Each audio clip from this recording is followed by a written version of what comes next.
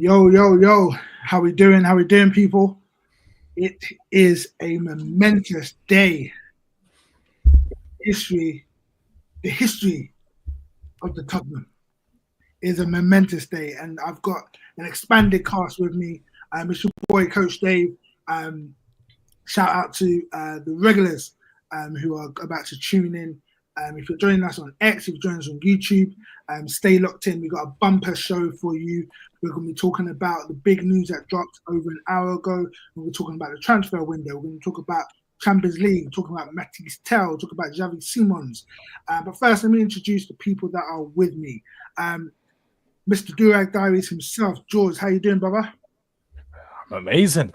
On top of the world right now. I'll just keep it brief, but we're good. We're more than good. That's good. That's good. That's good. And I've got my boy Sai. How you doing, brother? I'm good, man. Hey, it was a hell of a day for me to put myself forward for a return to the pod. The pod gods were very kind to me. So yeah, we'll definitely get into the topics at hand. But good to be back. I hear it. And the final member of our regular cast, Mr. Yao. How are you doing, brother? Look at me, brother. I'm shining like Bruce Leroy over here. Come on now. Come on, Cam, let's say the same thing. Come on, Cam. Listen, all I would like to say is I'd like to thank my mum and my father for whatever day it happened in 1986, and then 9 months later, I obviously arrived in this earth because I've gone on a crusade for the last 25 years to get a particular man at this club, and finally the day has arrived that my mission has been completed. Daniel J. Johnson, Kennedy, Vincent, McMahon, Levy, make your way to the top of the stairs because it's time for you to come on down and get out of this club. Oh, the feeling is good. But you may continue. The feeling is good. The feeling is good. But we also have a special guest, all the way from the other side of the world, literally the other side of the world. Our new brother, and he's joined us again on a momentous day. Justin from RBL Talk. He's going to come just to talk for a little bit about all things RB Leipzig, Xavi Simons. Justin, say hello to the people.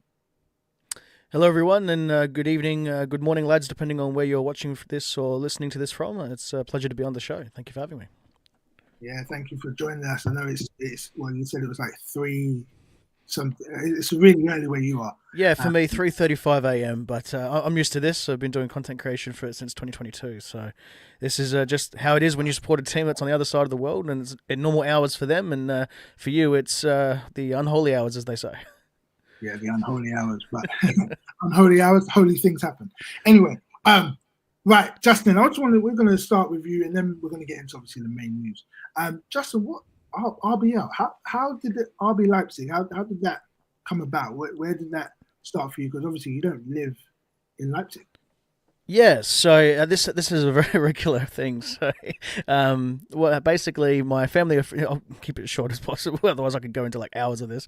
I always say that I should probably do like a documentary or something on it. So, in short, my family are from Germany. I'm second or third generation born here. My family came here after World War II, seeking refuge, and my family are both from Kiel and Leipzig, so from northern and eastern Germany. So, growing up here in Australia with some European traditional values, football wasn't really a big thing for us, as my family was trying to adopt like Australian stuff, because in Australia, they call it soccer. It's not really a big thing. It's been getting bigger ever since, maybe like the mid 2000s or something.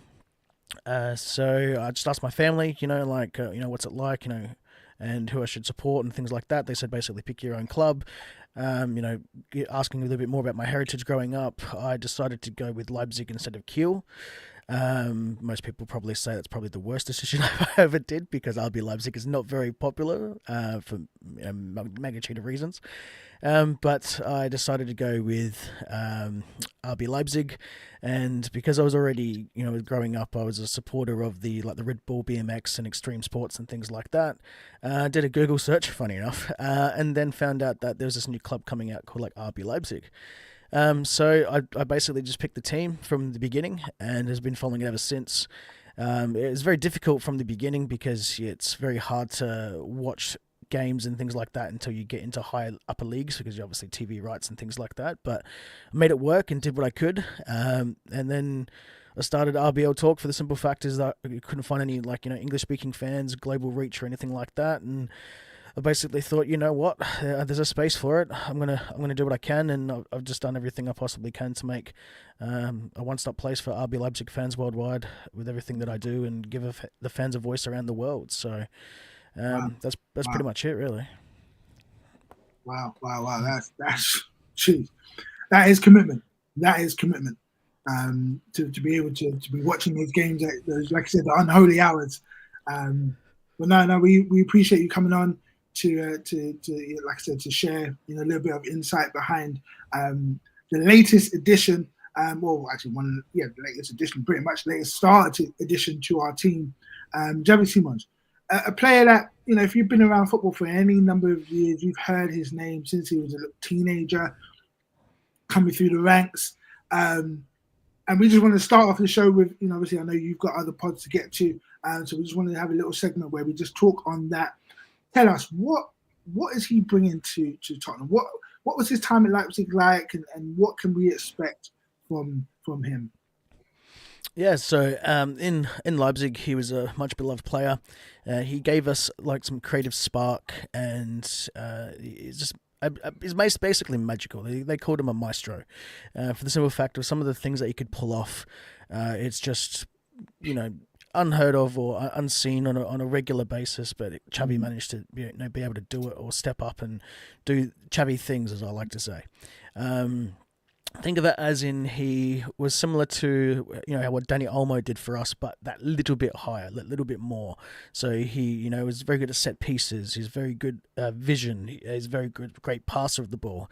He will do passes where if he's left to be able to do it what he wants, I guess you could say, in build-up play and things like that. You might think that there's a pass not on or something like that, but Xavi has the vision, and he also has the technical skill to be able to make that pass, even though you're thinking a million years that pass is not on. There's no way you should be making that pass, but he will do it, and he will pull it off more often than not.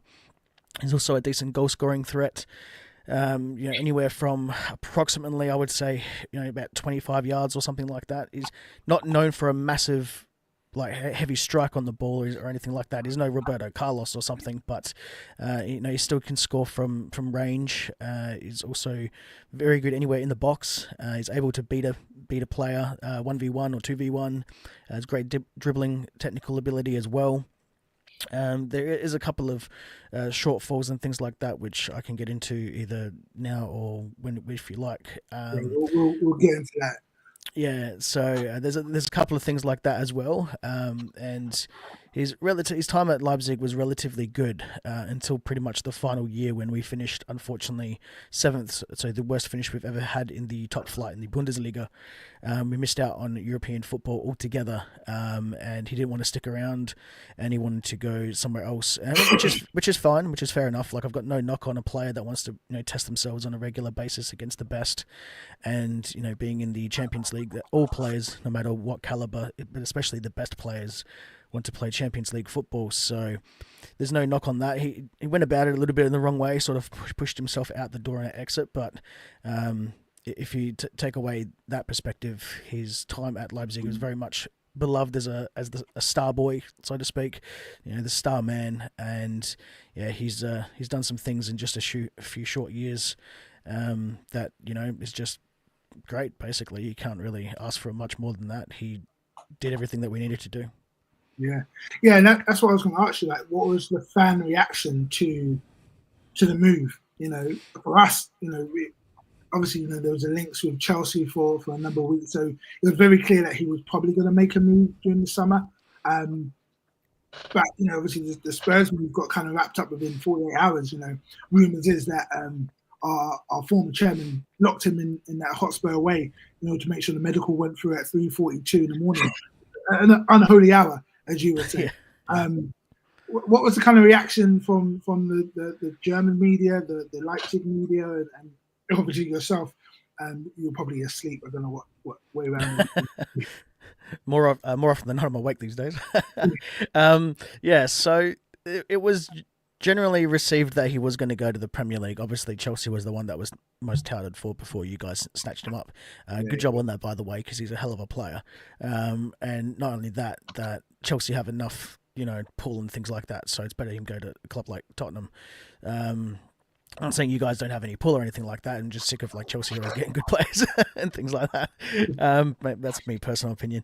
But the move had to come, and we knew it was going to come more often than not in the transfer window that's just finished. Then otherwise, we knew pretty much in January in the. I was going to say summer. That's the winter for them. The winter transfer window that he was going to. End up leaving the club anyway. The general consensus is that he was our player still regardless until the final day, and he was going to be playing basically all games as if nothing, business as usual, as if nothing changed. His attitude in terms of wanting to play for RB Leipzig in a sense of he owed us, he had a contract, he will want to play for us. He didn't want to play for us because we went in Champions League, but unless a club took him, he was quite happy to play, day in, day out, and still give everything in his best. You can't knock that type of commitment and things like that, because he could have just done what I think it was Isaac that has recently done. He didn't want to turn around for Liverpool. He didn't want to turn around and play or anything. He just wanted to sit on the bench and just get paid and do absolutely nothing, where, Xavi wanted to still play week in, week out. So he's got that hunger and that drive, being Dutch, that lion in him, so to speak. So he's, it was sad to see him go, because he's one generational type player. Although he is technically got a couple of in his same generation that are better than him, but we can get into that a little bit later on as well if you like. But let's segue into that. Where do you look in that kind of, in that mold? Where do you rank him on that kind of stage? Do you think he's in that world-class bracket? Is that what you saw every week? A world-class player turning up for you guys? Oh, absolutely. He is a world-class player, but he's not there yet. He's just slightly off. But what I mean by that is it's normally his attitude that lets him go to that next level. So he's got a more so disciplinary issues is what I would say, and maybe a little bit of his mentality when it comes to defensive work and a few little things that he can work upon. But he's an amazing player who should be in a world class category, like your Jamal Musiala, Florian Wirtz, who I don't think has done much at Liverpool yet. But he should be in that type of caliber, but he was just below them. From my perspective, because he would do certain things, and it's just like little childish things, like he'll throw the ball or something, get himself unnecessary bookings, and whinging and complaining, a lot about certain decisions and things, and just little things where, I know he's still quite young, but if he, dials it down back, I love his passion and things like that, but sometimes he can let these emotions a tiny bit get the better of him and things like that. So he has all the hallmarks to be, a world class player, but he's just not there yet. Now, sorry, my next question, and then I'll throw it over to my brother Sai, is with Thomas Frank. He's known for playing different formations. You've got 3-5-2, 4-3-3, 4-2-3-1. We'll probably see some other iterations. What do you reckon is his best role? Where would you see him fitting in? Is he a 10? Is he a left winger? Is he an 8? Is he? What do you think? Yes. For Xavi, it's easily number 10 is his best role. Behind either a sole striker or a pair of a strike duo partnership or something like that. Given the free roam within a certain boundary, because you still want to keep some structure going forward and also in defence. But a little bit of free roam to be able to almost pull the strings and does what he wants, so to speak, in terms of creative power and play and things like that. He can play left wing. I do think that he has the ability to do that, although we didn't really deploy him much on the left hand side. For under previous manager Marco Rosa, we had him as the left central attacking midfielder in a 4-2-2 formation. He had the ability. He was mainly central, but he had the ability to go and drift wide a little bit as well. He's able to be on the wide areas and also cut in from the outside and beat a player and dribble past them and through them and things like that. So he's got a couple of positions that he can play. I haven't seen him much on the right hand side, although I don't doubt his technical ability to be able to play on the right hand side, even though it is with his weaker foot on the outside, so he can't whip it around. It'd be harder for him to cross sort of around with his right foot, but he can still play a right winger. But I'd say mainly the central attacking midfielder number 10 role and the left winger would probably be the best options for Xavi. We did sort of deploy him as a number 8, so to speak, I guess you could say, or in a 8-6 pivot in a 4-3-3 under new manager Ole Werner. I didn't really like that. I thought he would be more adaptable, closer to the left hand side on the wing and maybe drifting in centrally or something like that. Just because he also doesn't really seem to track back well when it comes to being defensive. And when you're in that shape of a 4-3-3 as a midfield 3, you really have to, especially if you're on either side of the midfield, in central areas, you really have to track back and man your positioning well. So that's probably one little thing that he needs to work on. If you don't mind, Brother Dave, I've got a question to ask. Yeah. I'd like to ask, I don't know if you fully covered it, but I'd like to ask, obviously, with Xavi coming to the Premier League, the physicality and the pace has always caught a lot of players, especially coming from the Bundesliga, off quite a bit. Do you think he can adapt to it? Because as you can see, Tesco currently at United is struggling, and people are calling him a shelf sacker at Tesco. But that's a different story, a different day. So, do you think Xavi can actually convert to the Premier League's quite vigorous style of play? Yeah. So it is. A lot of people, what they don't understand, I'm not saying you lads do, or your listeners or viewers or anything like that, but in general terms of footballing fans, people forget just how bad, or I shouldn't say just how bad, but like how hard it is to go from a league like the Bundesliga, which you might get 1 or 2 games that are going to be very physical. You might play against Bayern or Dortmund or something like that. In recent times, Leverkusen, where you're going to have a lot of high physicality, where in the Premier League, you're playing this, week in, week out. You might even have 3 match days within the week. So it's not just a physical toll for the full 90 minutes. You also got regular, football and things like that. So, it could take up to 6 weeks for some players and things like that. It's like when you get a new manager and a new system, it can take a little bit of time to start seeing things. So I do believe that Xavi has what it takes, and his own personal drive will get him there. And I think that will get him there actually quicker than, say, people that have talent like Benjamin Sesko or Florian Wirtz to adapt to the Premier League. So I have no doubt that he will adapt at some point. I'm thinking shorter than that. But in the meantime, it would be interesting to see just how quickly he can adapt to that. Like, can he play for the physicality for the 60 minutes or something like that? But so he should basically be getting there pretty quickly. Interesting. George, did you have a question? George? Yeah, definitely. Thank you, man. Great, Justin. Really happy that you can inform us of all this information, because I'm sure all of us have a knowledge of Xavi Simons, but wouldn't have watched him to the level you have. So really appreciate it. I was going to ask regarding his consistency. What was that like? Because obviously, like I said, we see him in spurts. I see moments. I see Champions League games. I might see a big game, but I'm not watching him across the season. And with these young players, especially when they make these big moves, usually the biggest problem is they have little purple patches. They have little moments, and he does look like a moments player at times. But I wanted to know, across the season, do you have confidence, or have you seen of him that he's a player who can maintain a steady level, a steady 7 out of 10 performance in a game? Yeah, absolutely. I mean, like going back touching on before, stepping up into the arguably the most toughest and the best league in world football in the Premier League. But once he gets and adapts into that, he will easily be quite comfortably be playing regular, 7 out of 10 football of regular consistent football. So there wasn't times, maybe very rarely he would have like an off game. I can only remember a couple of games last season, and that was normally when we had the new manager, like the interim manager, that he was sort of missing, I guess you could say, on the pitch. Like he'd still be able to do Xavi things and do some things and things like that, but that was more of a 6.5, 6.7 or something like that match rating or something. So I do see Xavi being a regular decent contributor to your team going forward. Thank you, man. I think branching off from that point and touching on what you said previously about obviously adapting to a new league and things, with his sort of reputation as a star boy and one of the hottest prospects in his position at his age group in world football, what would you say is projecting? What would you say is his ceiling?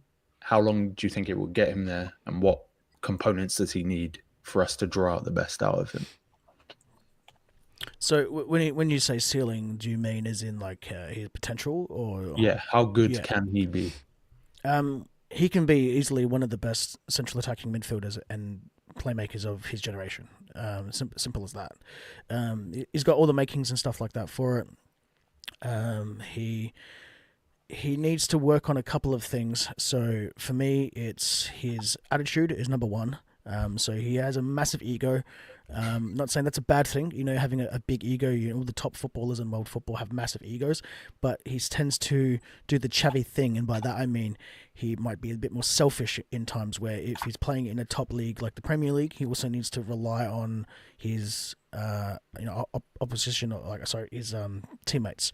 So he needs to make sure that he makes the pass instead of, you want him to do like 1v1s or dribble and things like that, but he tends to maybe over dribble, and then instead of getting into a position where maybe the pass was a better option a couple of touches ago, and now he's too close, and then he ends up going for goal, and when it comes off, but then sometimes you could probably look back on that and go, why didn't he make the pass sooner or something like that.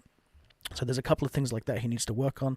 His defensive capabilities he's an attacking midfielder. He's not known as a defensive midfielder, but just his positioning and his tracking back and his pressing, sometimes he can be a little bit lazy. And even in a Gegen pressing style at RB Leipzig, where it is very highly intense, he doesn't always press well, unless it's in the middle of the park and in the final third. So I'd like to see him more track back.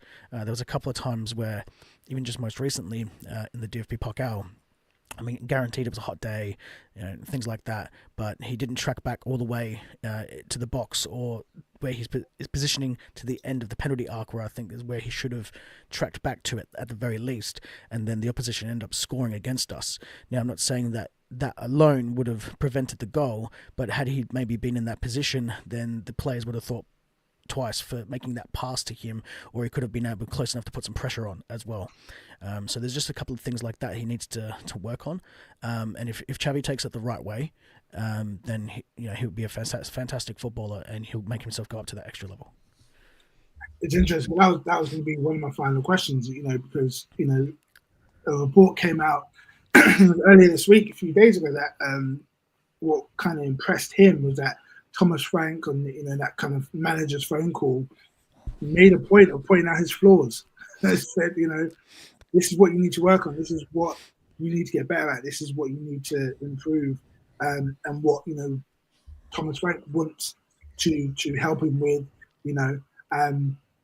So it's very interesting to kind of hear you've obviously kind of picked that apart and seen that, and we appreciate your balance view. It'll be very easy for you either to come on and be very salty, or be very, very super biased in one way. But it's been a very interesting breakdown. I think for me, final thing, RB Leipzig, what's next for you guys? Have you got another star boy in the pipeline? We'll come back in 3-4 years. Check in. What you got cooking for us? No, so we don't have any like star boy at the moment, so to speak. So Xavi is one of those players where it's very hard to replace. The RB Leipzig model is always, and it's helped us for so long. But for me, I've always said that finding these little gems and players and building them up and helping them on their careers and then selling them for a higher amount than what we originally obtained them for because of natural progression and investments and stuff like that, so to speak. But it would be nice to keep these players long term because then we can compete on a regular basis in the Bundesliga and in world football as well in a broader sense. But I'm not saying not to do this type of business model or anything like that, but it would be nice to actually have the pool and be able to keep your star players instead of just being like a feeder club or like a stepping stone on a player's career. They want to just stay in the Bundesliga. They want to win trophies and titles and things like that. But we haven't got any replacement just yet. I was actually a little bit disappointed that we didn't get a central defensive midfielder because in the new system, that's pretty much where we're lacking a little bit. There is a couple of young players that could possibly, fit that Xavi role that we had in the side. So one is Antonio Nusa. He sort of missed out last year, the Norwegian, because pretty much him and Xavi played in the same position or in the same role in the team. So he will be a regular starter most likely on the left. And then we've also got a couple of other players as well. Recently got a young German international, Asan Odrago. I think that he can also step up and he can be a very similar type of profile to Xavi and things like that. So, and I think he's only about 20 years old, so he's got a few years on Xavi. But it's still not in the same class or anything like that, but the potential is there. So it'd be interesting to see how we go without Xavi because we're going to lack a lot of creative drive. Pre-new manager and new system under previous manager Marco Rosa, we're a little bit one-dimensional. With Xavi, I always say it was a double-edged sword because we used to always have either the build-up play go through the left-hand side predominantly and mainly through Xavi and German international left-back David Rao. So it's good to sort of have him not in the team so we can sort of look to other avenues on a more regular basis. But it is a disappointment for RB Leipzig fans and Bundesliga in a whole to not be able to have the privilege to watch Xavi week in, week out like you guys will be able to. Yeah.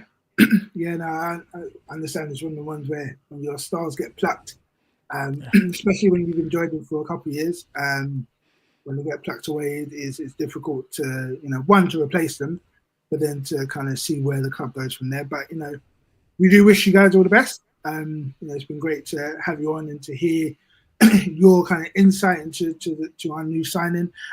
Incidentally, he's playing for the Netherlands in about 15 minutes. In Poland later on tonight. So if anyone wants to catch a little bit of that, you can probably see Xavi ball, as it were. Everyone likes to put those hashtags together. Xavi ball. But no, Justin, it's been great. I'm sure we'll run into each other in the podcast space across time zones at some point. You never know. We'll see RB Leipzig hopefully in Champions League next year. Maybe at the Lane. And if you do make it over to North London, I'm sure Yao can take you to get some jerk chicken and some rice. And you'll have a great time in Tottenham, definitely. Justin, it's been great. We'll let you go because I know you can get a little bit of a break before your next show. But yeah, thanks for coming on, brother. And we'll definitely speak soon. Not a problem. Thank you very much for having me, lads. It's been an absolute pleasure. All good. All the best for the upcoming season. Thanks, man. And have a good one. No worries. Bye.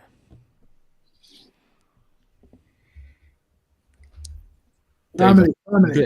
Dave, I'm a bit confused why you said that Yao will take him for jerk chicken when you know he's going to give him some eggs. Look at the strength.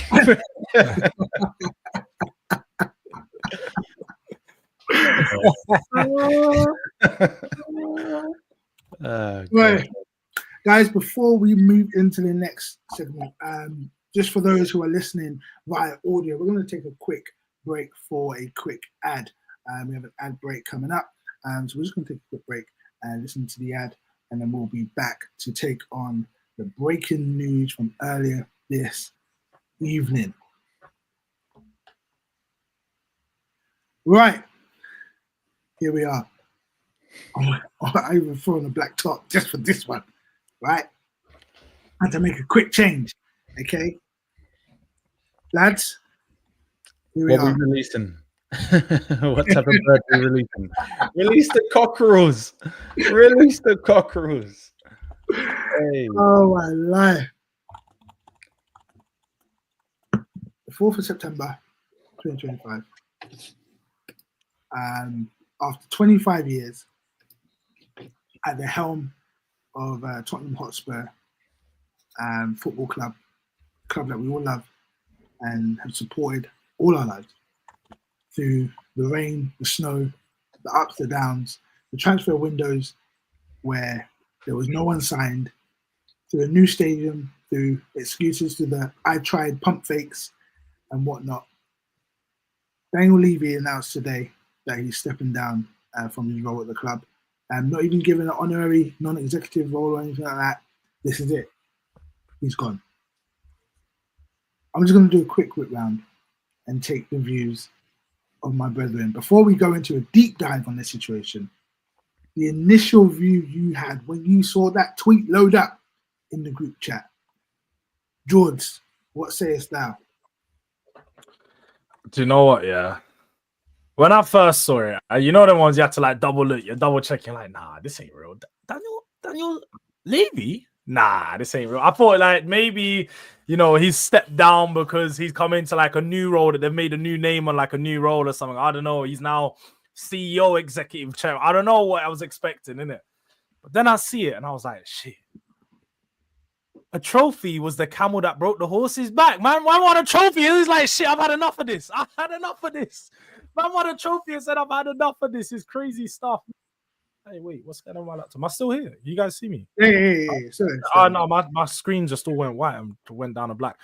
Maybe Daniel Levy tried to hack into me. Crazy stuff. But no, I'll be honest, like, I was just jubilation, man. Like, just inject this in my veins. Like, I was just so happy when I see this. And I'm not even the massive, like, there's certain fans that talk about Daniel Levy every day. I'm not that guy. I generally like to focus on the football things. And I'm not a massive Daniel Levy out guy. But the change that this brings to the club, you know, like at the start of the window, we all thought there's going to be change. Now there's actually change. And now going into other transfer windows, I feel like we've got like a whole hoodoo of us. Like, there's so many clubs that don't want to deal with us because of Daniel Levy. I don't think we have this problem now. Daniel Levy, and people keep saying, you know, when I was live, he's still an owner of the club. He's still an owner. But he's now not involved in deals. But he tried to lie to us in the overlap, you know, and say, you know, I don't really get involved until it's time or when the players chose. No. Now he's definitely not involved in nothing. So now we got to find there's somebody else that's going to be going down for the deals. And when there's problems, Daniel Levy is no longer the scapegoat. So I'm looking forward to this. And I think it's a new Spurs order for real. It really is. We called it. Si. I think everyone knows that when it comes to Daniel Levy conversations, I tend to try and bring a little bit of balance. My first thought, funny enough, was thanks. Like, good on you, mate.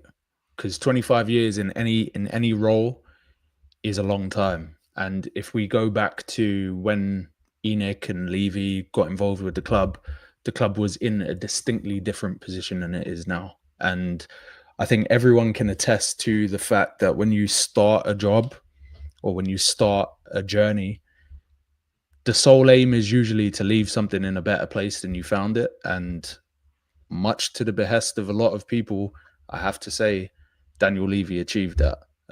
Tottenham Hotspur Football Club are, for all intents and purposes, one of the powerhouses in the Premier League, whether people want to admit it or not. So yeah, I'm grateful for the time, but I'm also mirroring George's sentiment. I think there were maybe 3 moments over the course of the last few months where I came around to the idea of him just being gone. Like no role, no consultancy, no nothing. No new ownership, keeping him on to steady the ship, just leave. And those 3 things would have been, once we won the Europa League, him talking about winning titles and Champions League, and the reception that he got was a clear indicator that nothing he does is ever going to be good enough, right? The second one was the overlap, where he seemed like he was almost making a last-ditch attempt to try and get people's viewpoint of him to change, and almost advertising himself for a new role. That didn't fly well. That's another indicator. But the one that really pissed me off and maybe got me to that Levy out stage, finally, after all this time, was how many times Daniel Levy's name was mentioned in some of these deals that fell through, to where it's, if you cannot see how you live long enough to see yourself become a villain, naturally, the head has to be severed from the body. And we finally got that. So yeah, thanks, Daniel. On to the next one. No time for sentimental things. Word to Yao. Sentimental things. That's true. That tune's about 25 years old. I don't think George even knows that now. I'm 26. All I know is Daniel Levy. All I know is Daniel Levy, bro. That's all I know. I get it's like I swear down, it was one point where Daniel Levy might outlast me. Daniel Levy might outlast me. That's what I was starting to accept, that he's gonna outlast me, innit? Like, that's what I was getting to. Yo, I want your first reaction. Not your reaction now. I want your first reaction. You saw the tweet load. I think you put it, I think Javed and then myself within seconds. Bang bang. Put that in there. Well, I have to run through it the correct order in which it happened. So, man was asleep, bro. I'm not gonna sleep. I was slumped. Yeah, I was slumped. I think I even put on a dead movie just to make sure the slumping was perfect. Woke up and there was like 500 messages on WhatsApp, and I was like, this can only mean one or two things. Either I'm getting flamed, yeah, or something epic has happened. So I went in there tentatively thinking, I'm getting flamed out here, bro. And then I saw the tweet. In fact, I didn't even see it fully. I saw Levy and I saw nothing else. Yeah. Come back to the group and I'm like, he's gone. And I kid you not, in the exact same vein that Lippy once did it on TikTok, man went, yeah, baby. Said I like the way he's gone, baby. Listen to me and listen to me good. Any man that knows me has known that for time. I've told man, this brother has to go. Yeah, listen, I agree with Sai. He's done some great things. Stadium, fantastic. Global like reach of Spurs, fantastic. But brother, listen to me good. I know certain people didn't want to believe it, but this summer was one of the most eye-opening summers for fans that are not fans of Tottenham, for fans that are fans of Tottenham. I have been saying this for years. I'm not saying I knew this information. I always assumed it. So I assumed this. I'm going to say what I said was an assumption. I said this brother has to be involved in our transfers, because the way teams are treating us, they're treating us like it's not just you we don't like. It's this brother right here. It's him. This Fazio right here. And lo and behold, we took 2 unprecedented slappings this summer. We took the kind of slappings we took this summer is no different to when Stone Cold returned back to wrestling after his neck injury. And he just kept beating up Kurt Angle. Kurt Angle was the defending champion, you know. Man had the belt. We had the Europa League Cup. And people were just returning and just get out of here. But the one that pissed me off the most people think it would be the Morgan one because it happened early. No. This brother called up a brother called Steve Parrish. Now, let me tell you this first and foremost. If your last name is Parrish, you're on madness. Yeah, because that name's not to be joked with. He called him and said, look, we want somebody from your club of Nigerian descent. We're trying to build something in Tottenham. We're trying to reunite Africa. And Parrish was like, it's all right, brother. We can do this. We can make this happen. Yeah. A man wanted to do dilly dally, chekeke. I'm going to be the boss of this transfer with Stephen A. Parish. And I'm like, all summer, and you man can testify to this, all summer I've been saying the same thing about Crystal Palace. If you're gonna go there and do business with them, do it on their terms, because they're not going to waver to your terms. They're not. Do it on their terms, get the thing done, kick out. He dilly-dallied. And our rivals arrived and took the player that we thought we were going to get from right underneath our hours in 3 hours. And I said to everybody then, this here has now exposed, because we all knew he was involved. This here has now exposed that this guy has to leave. If we're to move forward in any capacity, he has to leave, because teams don't want to deal with us, because it's been a known fact that they don't like dealing with Daniel Vincent Kennedy McMahon Levy. So we have done what we've needed to do. A Nigerian went over to Arsenal. We obviously signed a Ghanaian at the top of the window, which is good. It's good for African relations. And then we went and signed an African expat in Javi. Which, I know some people don't know where he comes from. I'm here to tell you, man, there's a possibility he might be from Congo. But you have to search for that in himself. But all I will say to you is this. Daniel Levy, for the 25 years you have provided, thank you, because you have brought some real gems to our club. Gareth Bale, Luka Modric, some real gems. Van der Vaart, one of my favorites. Berbatov, Robbie Keane. I know people think I'm going to go down that road of, crouch and piss off. But yeah. What I will say is this. After By the 20... way, this was his initial reaction, Oh, yeah. This is Allegedly. This is spot on. After 25 years of this guy at the helm, I'm here to tell you that the Netflix era has begun. Oh my We God. are on real utter crud. You're gonna see SummerSlam on 2 nights, Saturday and Sunday. I'm gonna be unbearable.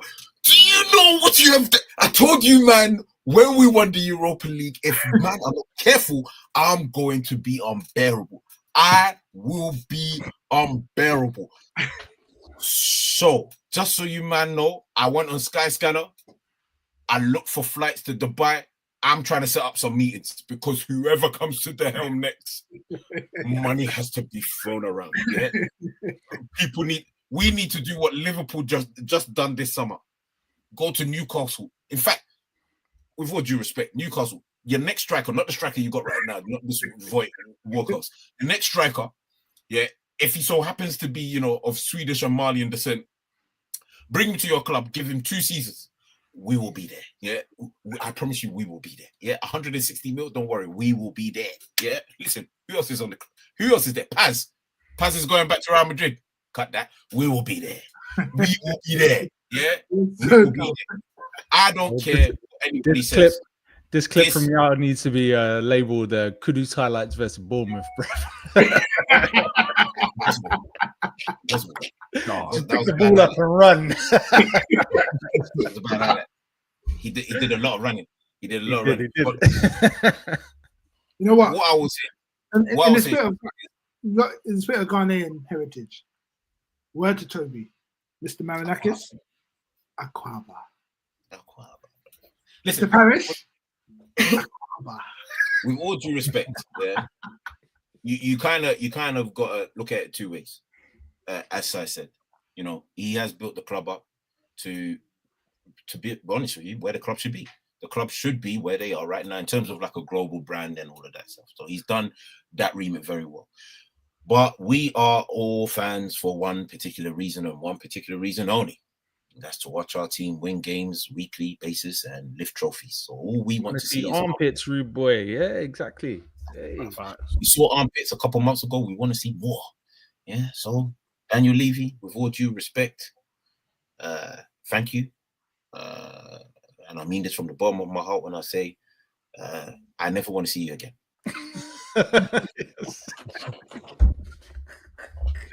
I'm telling you, this summer, I know. Remember, I've been saying this in the group chat, innit? We only know all this stuff because it's on Front Street. 24/7, Fabrizio Romano, Aquaba. All these men putting it on Front Street, the inept, idiotic kind of behavior from, you know, Daniel Levy and the negotiation team. Obviously, there'll be lawyers and everyone else involved, but he's at the helm, right?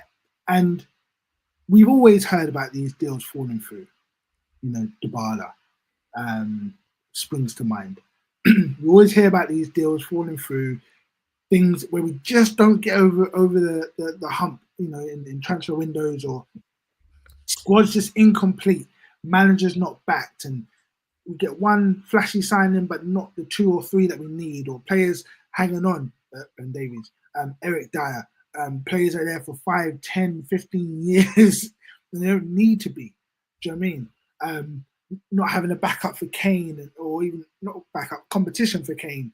Just decisions where we, you know, that whole that transfer window where we didn't sign anyone, and not building competent squads over the years, and there's always an excuse and whatever the case may be. But we didn't hear about it day in, day out, 24 times a day because of all the tweets that were going out. And this window here, because, like I said, Marinakis, Parish, those 2 situations, those 4 weeks, and I think I tweeted about it off our account, those 4 weeks defined our summer, right? We're waiting for Morgan Gibbs White, waiting for Eze. Yes, one stayed, one went. I don't care where they went, where they stayed, whatever. It's the optics, it's the story, it's the narrative. And then all of a sudden, like you pointed out, he's doing a random overlap. Bruv, what are you doing? What's that about? I think that's the key thing. Is in you can go across sports, any sport, right? And the more you hear about an executive, the worse they're probably performing. If we look at the Eze deal, I don't recall seeing Kroenke's name mentioned anywhere, right? And that's how it should be.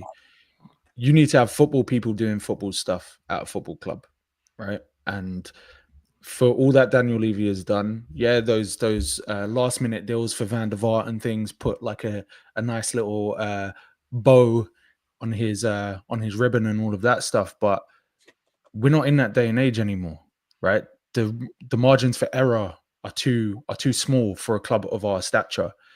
When we were the plucky startup, yeah, you can do that. We've now been a startup, but now we're in enterprise level, right? So we need to be making enterprise decisions. And if I can look at a list of executives and say that they don't have pulling power to make decisions at the football club, it means that the infrastructure is broken, right? A Paratici coming off of his loan or off of his ban, a new CEO, executives, recruitment people, all of those people's roles, for all intents and purposes, were null and void under Daniel Levy. They didn't matter because at the last hurdle, the savior complex was going to kick in, and Daniel's name would have been in the lights. Now that he's out of the way, I know that we're quite jubilant at present, but now is where people need to start earning their money across the board, right? And I say across the board, literally and figuratively. The board of directors at Spurs have to start making the right decisions to propel us to the next level, and everyone involved in that executive pillar need to actually earn their money, because they've had the biggest scapegoat in front of them for 20 plus years, right? And now everyone has to earn their coin, and fans need to stop almost like putting the "he who shall not be named" at the root of all of their issues. The club has to actually progress now, and they have to progress in meaningful ways and call people to the fore who are actually going to drive that forward. So I'm excited. I'm very excited to see how that all comes into fruition. And I think ultimately I want to see what football life looks like now that we're in this position. Yeah, definitely. George, I'm going to come to you because you mentioned about, you know, your age and how all you've ever done was staying with Levy, yeah? So Sai just made a point, and I said this in the group chat about a week ago or whatever. that football's moved on. We're not in the day and age of we're just giving Van der Vaart and they'll be happy. You know, poor Tottenham, you know, take that and you'll be okay. You know, we're a team that's finished, you know, in the top 4, I think, was it 13 out of the last 16, 17 seasons? Like, that should mean something in the type of squad you then build to be able to compete, to be able to go and reach those kind of goals and try to win domestic trophies, try to be competitive in those competitions. But we haven't seen that. Yes, you've got the slight caveat of the stadium, but all intents and purposes, we're making money, we're printing money in some aspects of the business. When for you do you think, if you can pinpoint, do you think it went wrong? When do you think football moved on from Daniel Levy? Can you say, you know what, it was, for me, it was the Poch era, or it was this, or it was that? Is there a point for you growing up watching Spurs where you go, I lost faith at that point? For me personally, it came a lot later because obviously as I grew up, Tottenham were just continuously getting better. So for many people, you know, they would have been started supporting Spurs, maybe let's just say you guys early 90s. It was sort of Spurs were a big club, and then we was sort of not on a downfall, but we're a little downfall. Like, we're not winning the same amount of trophies that we was, not really competing at the same level. Me as a Spurs fan, when I started watching, this is when we had Martin Yo, so we're looking, oh, we're going into Champions League, oh, Europe, like, we're in a good place. So I'm seeing, you know, Daniel Levy in my head, he's doing the right thing, you know, he's investing in the club. Obviously, transfer windows, we knew notoriously Spurs were just horrible, and as a club we just weren't ambitious. But the turning point for me was as we came into this new stadium, what happened since then. That's where I'd already had a lot of question marks surrounding him, but because as we were building the stadium, I gave him a lot of leeway. I was like, do you know what, we're building the stadium, people, let the stadium come, and we're building this stadium so we can compete at the highest level. Once this stadium comes, I expect to see Daniel Levy make the right steps, start to be ambitious and show what he said. Because what we heard time and time again, this stadium is going to allow us to compete with the best of the best in world of football. This is what they told us. So I was like, do you know what? You can only let a man prove that and show that. So I was waiting to see this happen. We had that, you know, massive, when that transfer window where we signed nobody, or 2 transfer windows, sorry, I should say year, because we got a couple loans and stuff, but we had that transfer window on the Poch where we signed nobody in the summer. That was already like, yo, we're not a serious club. But when we came into this new stadium, and then now we're seeing just continuously, the lack of spend. We're spending less than, even this season, to be fair, we're spending less than some newly promoted sides. We're seeing the lack of ambition. We see that we went from Jose Mourinho, and then we went to Nuno, and it was like, why did nobody want us? Why have we gone the longest period without a manager? We are Tottenham. We have this new stadium. We're a big club. All of these signs pointed to one person being the main guy at fault, and that was Daniel Levy.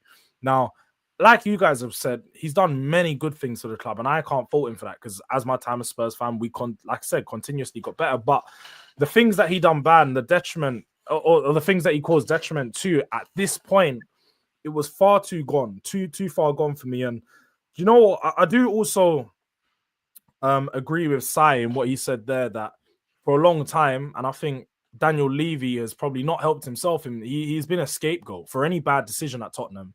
He's been the guy at fault. Maybe he wasn't at fault. It could have been Johan Langer made some of the talks break down in the summer. But ultimately, because you're involved and because of the reputation you have, you are the scapegoat.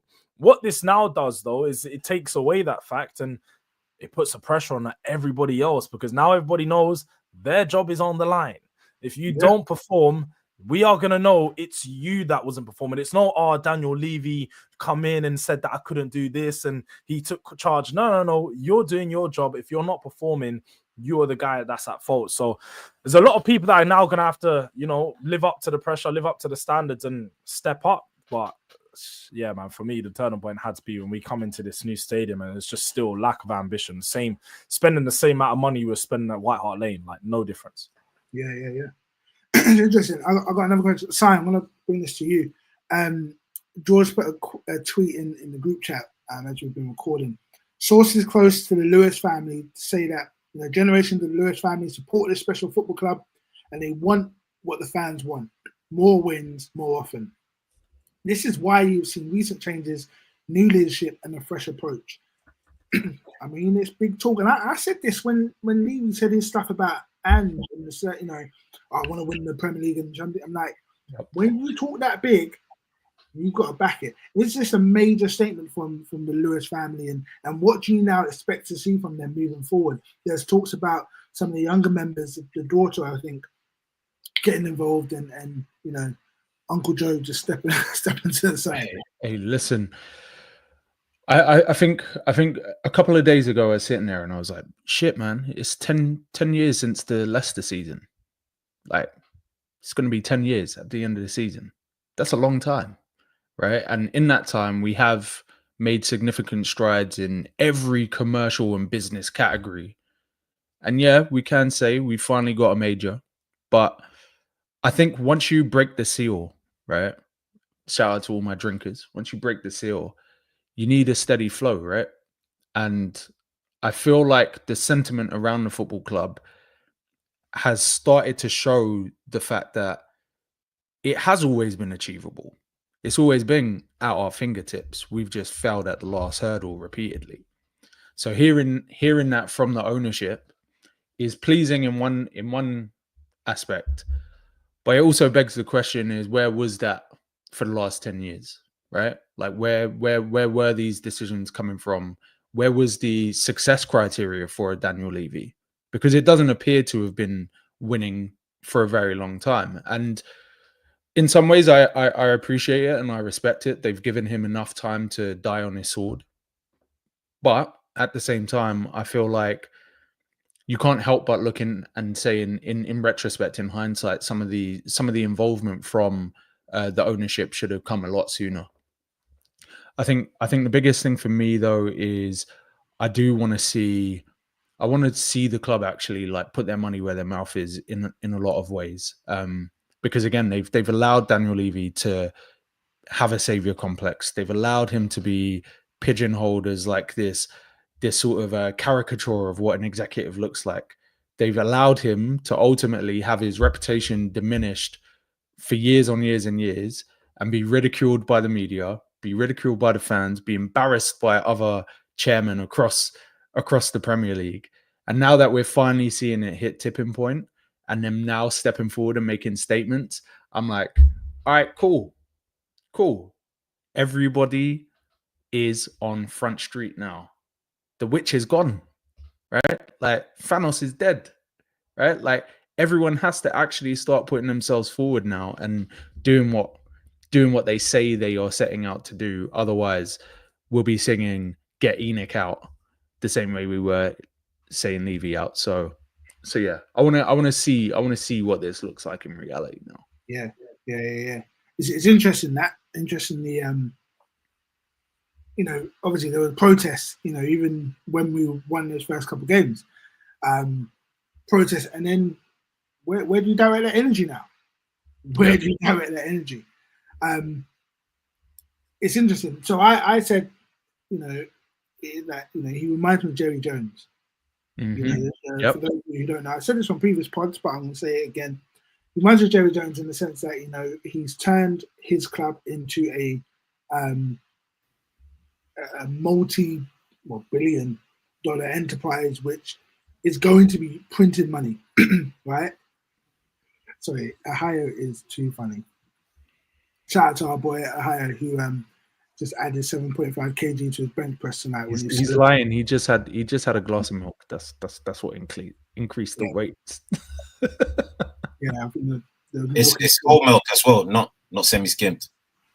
Yeah, I had it was sorry, but anyway, something mixed, a little mix. Anyway, what was I saying?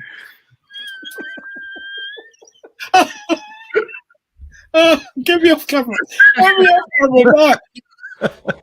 Get me off camera now, bro. Jerry Jones took the Dallas Cowboys. He bought them relatively cheap. They were struggling. They had their glory days in the 60s. Sound familiar? 60s, 70s, or whatever it was. He bought them relatively cheap. A few bad trades, a few bad coaches, whatnot. They'd been in the doldrums for a bit, and he brought them out. They won quite early on, and then they've not won for 30 odd years. They've kind of become the laughingstock of the NFL in some respects because they're always there. They're the great pretenders, as it were. But they make money. They print money. you know. And in essence, from a revenue standpoint, the bit, you know, Spurs can do that. You know, Tottenham Hotspur Stadium, we see us linked with every star who passes through England wants to perform at our place. The NFL, obviously, we've got that contract. We haven't sold the naming rights to our stadium, and yet our stadium is known across the way. Do you know what I mean? Like, it's ridiculous how much money we've been able to generate, even yet we're still limited in our impact, and we're not winning. And then we go win the Europa, right? And you can see on the overlap, Daniel Levy's like that tension between the commercial and the football. But he wants to be the main guy on both sides of the fence. Do you know what I mean? David Jones is similar. He always wants to be. He's got some radio show for those of you who know fans of the NFL. Will know David Jones and how he reports himself. And so when I'm looking at the parallels, and I'm seeing we're just going to be running to the ground, make loads of money, but you just get running to the ground. Do you know what I mean?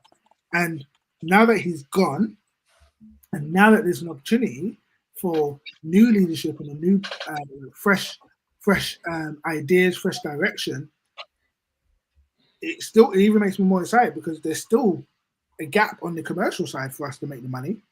There's still, you know, we've still got the naming rights, we've still got other things that we can probably do, and those contracts are going to continue. But now let's see if we can actually start building, like I said, those squads to compete, you know, getting the football people in those football decisions to move forward. Yeah, Levy's gone. You're in the board meeting on Monday morning. Okay, give it the weekend. You're in the board meeting on Monday morning. What is the first decision on behalf of Tottenham Hotspur Football Club that you think needs to be made? Obviously, transfer window is closed. Okay, there's a bunch of commercial things that need to be done. We've got this board coming together. You know, what's the first thing that you think needs to be done? Is it a sale? Is it what do you think is the first thing that needs to be done on behalf of Tottenham Football Club?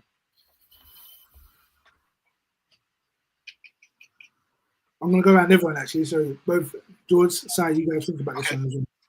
All right. I think the first thing that needs to be done is definitely going into the January transfer window, get the squad planning correct.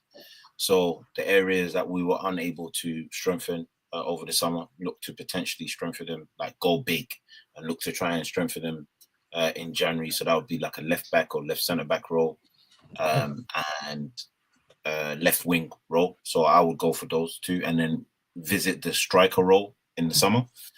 That would be my first thing in the board meeting. Obviously, the second point of call would be to call the man them that own oil companies, because it's time for them to put some money in, because we're about to change some things up. I don't really feel the need to change the name of the stadium. Might sound controversial to most people, but I think we've gone long enough without a name or naming rights to our stadium that I just feel it'll lose some sort of, like, you know, it'll lose something, you know, naming it, I don't know, the Google Arena or something like that. Like, at least with the Tottenham Hotspur Stadium, you know, if somebody wants to go watch, you know, Kendrick Lamar, you know, they can say, yeah, I'm going to the Spurs Stadium or the Tottenham Hotspur Stadium. You know, like, there's something there. You know, you don't have to tell the person where the actual venue is. They already know from the name. Yeah, it's not soulless, isn't it? It's not soulless. Yeah. So I don't really need to go for the naming rights, but definitely squad planning should be the first thing, because obviously I expect us to get out of the league phase in the Champions League. So it'd be nice to add some fresh legs to that squad, and hopefully if we're in, you know, gone far in the other cups, so the Carabao and the FA Cup, you know, add some legs to that so that we can have a final push to try and get another trophy there.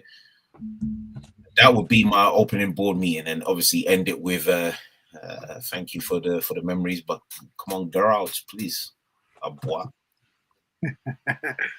George, what would be, you're in that board meeting Monday morning, 9:30. You pushed it back half an hour because, you know what, Daniel Levy's not there. You don't have to, you know, you don't have to do things like that. You know, you push it back half an hour. You know, let's take our time a little bit.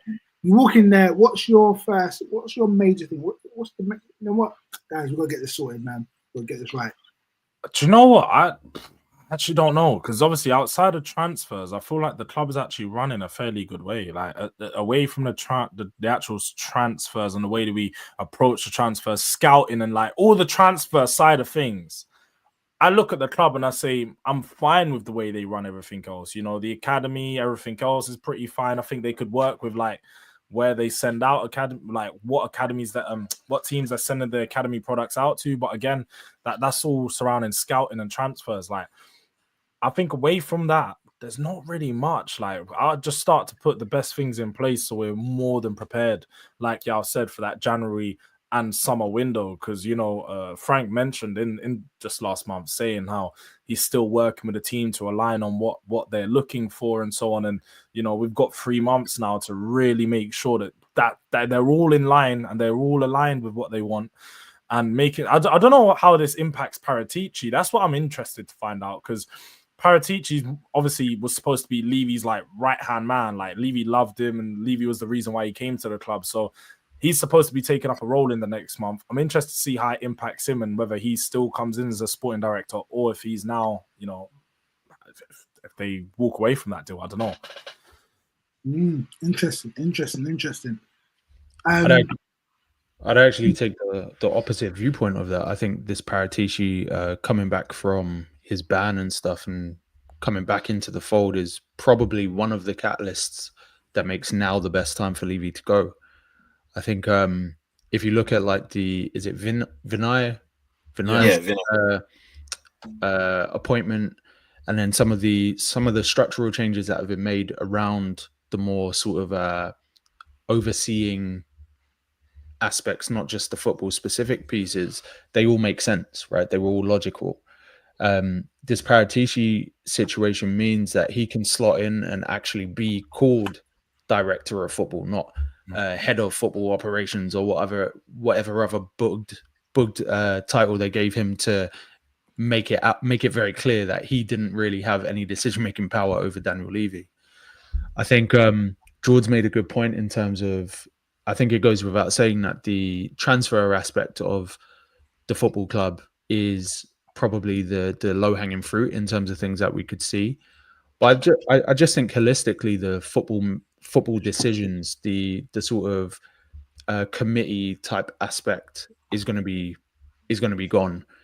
I can see that if we do end up going back through to get a new manager, it won't need to be this big long shortlist. You'll have people making decisions based on relationships that are actually formed over time. We can maybe see a little bit more continuity from grassroots level to the actual first team men's team. All of these decisions should be a little bit more streamlined and less convoluted, because I think at the moment it's clear that there's too many fingers in the pie, and ultimately one man just basically saying, let me use my strong hand every 2 minutes, and fucking up the base. So I'm quite excited. As I said, I really do appreciate everything he's done, but I just think looking at this as like a new dawn is what we've all wanted, really, and that's what birthed the inception of the name of this pod in the first place. So yeah, man. Yeah, definitely. One last thing for me: if I walked into that meeting 9:30, my first point of order would be asking Johan Lange how come he doesn't have his suitcase and why is he not handing back his keys. Because that for me would set us up for the January transfer window, and make sure that we get some of our targets. Because I don't know, I just feel like he's holding us back as well. So that guy's gone, mate. That guy's gone. He's going to be valet in the car park by the end of the season. If this is going to be a new Spurs order, we got to do it right. Okay. See you, Daniel. See you, Johan, and anyone else that rolls deep with the crew. Y'all can bounce. But no, guys. 25 years, man. We survived. Got a shiny new stadium, a lot of money coming in, but now it is time to really push on. And as we've always said, word to our higher, new Spurs order shall always be televised. George, I know you got a dip, so we're going to keep it moving in the show, but thank you for stepping in. I know you got about 3, 4, 5 different shows to hit up tonight, so we'll catch you later. No, it's actually the end of my night, man. I'm gonna go spend it with the missus and that. But I've literally been on live since like 3 p.m. or something like that. So it's been a long day. It's been a long day. A couple of hours, but Big up to everyone, man. Make sure you're smashing a like on the video, man. It helps the algorithm. It helps push the channel, all of that stuff. But yeah, man, it's a damn good day, man. I was thinking international break was boring, but now it's interesting. Now it's really interesting. So we got a week to really start to refresh, reset, and think about how we're getting into the new week. New Spurs. But I appreciate the boys, man. Bless for having me. All good, bruv. All right, take it easy, man. Easy. Guys, we're going to keep it moving. Like I said, it's a special episode, a little bit longer than usual because of the news that broke earlier today. Like you heard from my boy George, do smash the likes. Do make sure you are locked in. Retweet, send it to your cousins, send it in all the group chats, let them know the new Spurs order is debating all things Spurs. Like I said, smash the likes, make sure you're locked in.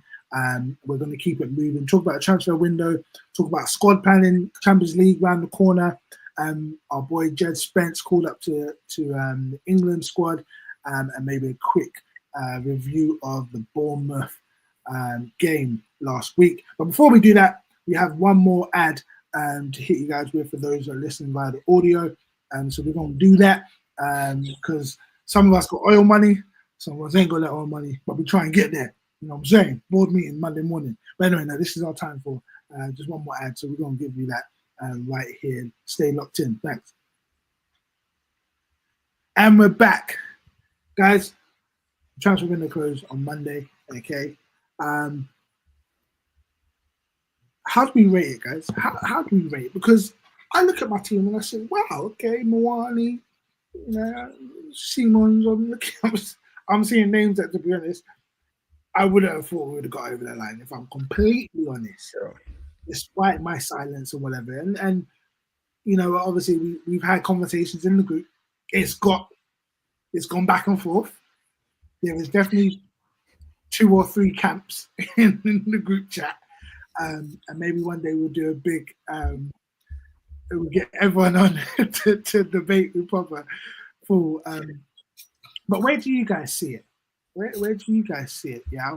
I'm gonna go with you first. When you look at it, all things considered, outgoings, incomings, squad, where would you rate it out of 10? I gave it a 7.5 out of 10. That's what I did. I'm pretty sure I did. I gave it 7.5, which is pretty high, all things considering. But I gave it 7.5 because I felt like, all right, on a whole, we brought in 4 starters. Let me go through it. Or 4 players that would be considered starters in most teams. So it would be Kudus, Paulinho, Kolo on loan, and Xavi. That's correct. That's the 4. I think that's the 4. Yeah. So for the very least, whether you rate the player or not, I think it would be fair to say all 4 of those players at most teams in the Premier League, maybe not all, but most teams at the Premier League would be either a starter or at least fighting for a starting spot. So in that sense, that's good business. And it was in 4 areas that I felt we were lacking anyway. So 3 attacking areas in Xavi, Kudus, and Kolo, and the defensive mid, the 6, which has sparked a lot of debate in our chat. To which I mean, obviously, coach, you're here, innit? But I'm a bit shocked, obviously a lot of men have been arguing that, you need a pass controller, mic controller at the 6. And I'm like, with all due respect here, like that role is like, it's really become a specialist over the last 20 years because it weren't the case. Like before that, it was more like a double pivot, and one of your double pivot, your 8 less than your 6 was the orchestrator, was the player that got it jugging. Not your 6, your 8. But now people are demanding the 6 to be, I'm like, bro, not everyone's a Rodri out here, or even a Busquets. Like, we gotta relax. Sometimes you need your 6 to be the 5th, or in some cases the 3rd centre back, or 3rd defender, in the sense like he's the clean-up man. We go again. Clean up, man. We go again. Yeah. Now, I think when we got Paulinho, a lot of people seemed a bit disappointed. I know they wanted that Douglas Luiz, and I remember saying on the pod it would be better for us to have both, because then you've got options. But at least Archie's route to the first team shouldn't really be hampered because he's got an elder statement in his place being Paulinho. But I was like, yo, man, not talking like Paulinho was a scrub.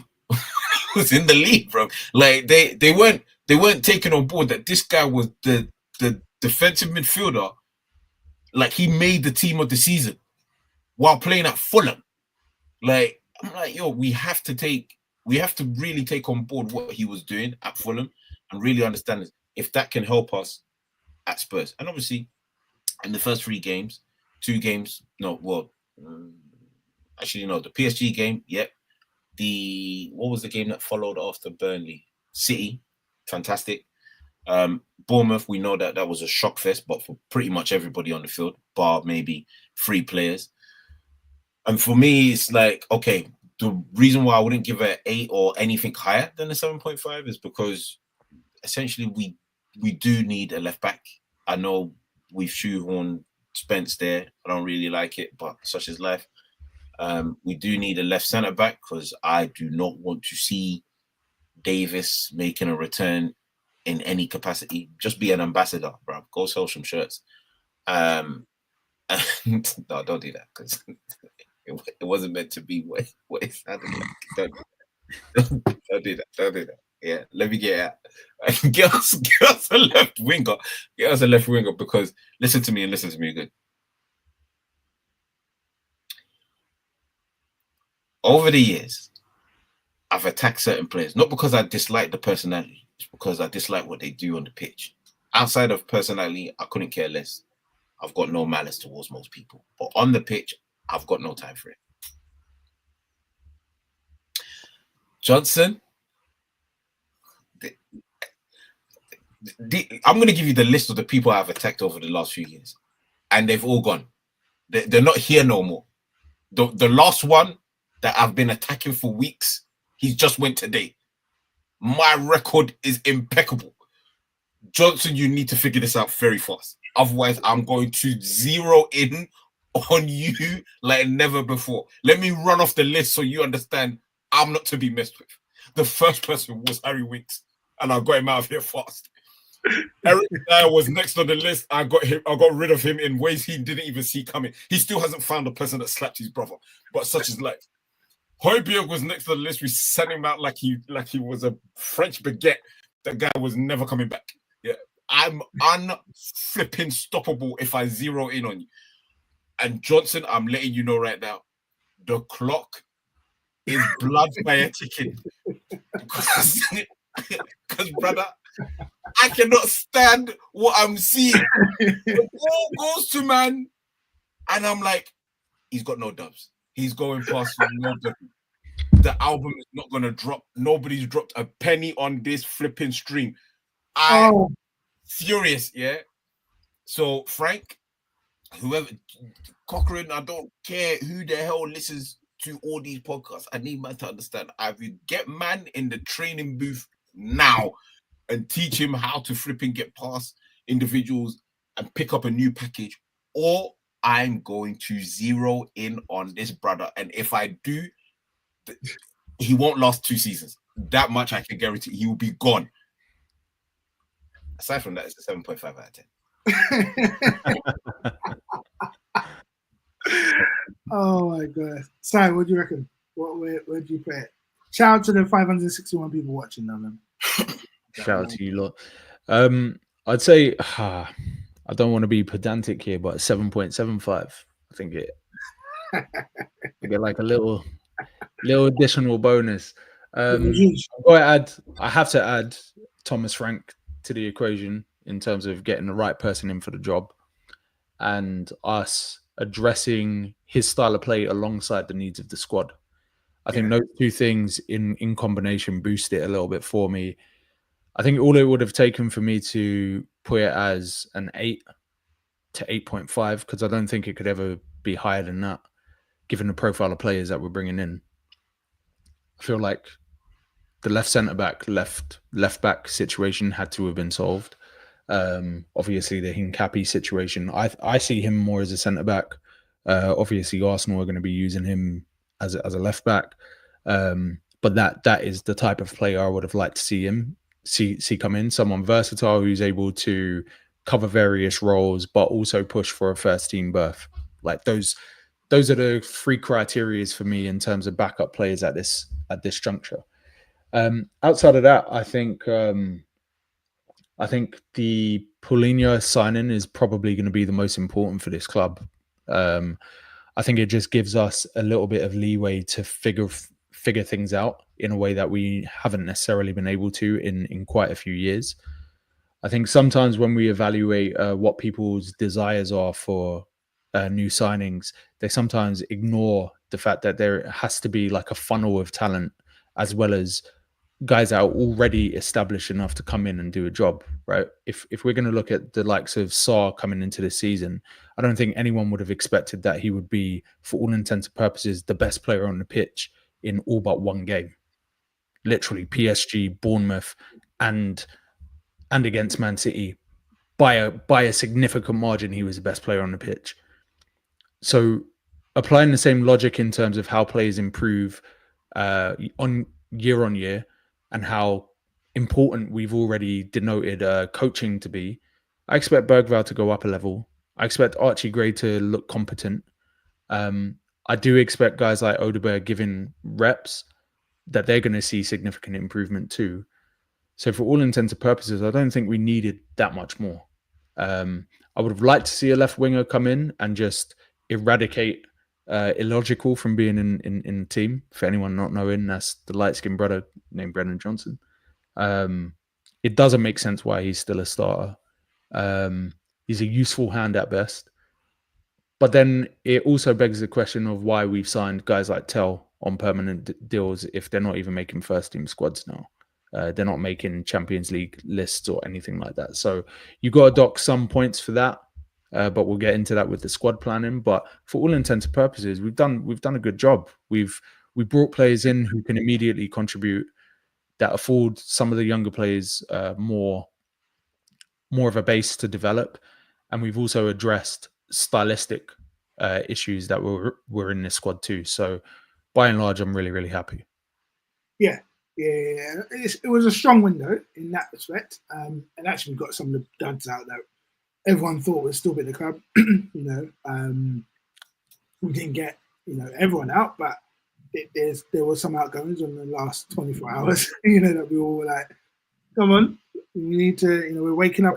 So man can go represent their country now, isn't it? Not on the football pitch either. My gosh, the other thing.